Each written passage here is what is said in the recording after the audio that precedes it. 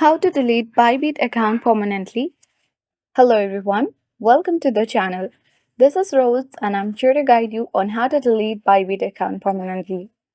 Watch the video till the end and without any further ado, let's dive right into the video. Launch Bybit app on your device. After that, log into your particular account. Now you have to go to your profile at top left corner of the screen. Now choose Security at bottom left corner of the screen and scroll to the bottom. Select Account Settings.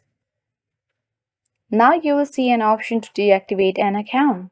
Click on it and a new page will open. You have to make sure to read the terms and condition and you have to agree to the details by clicking I understand. Finally, click on Deactivate Account and remember to withdraw any remaining funds before proceeding. That's it. Your Bybit account will be permanently deleted. Hope this video helped you. If you are new to our channel, hit the like button and subscribe. Thank you for watching.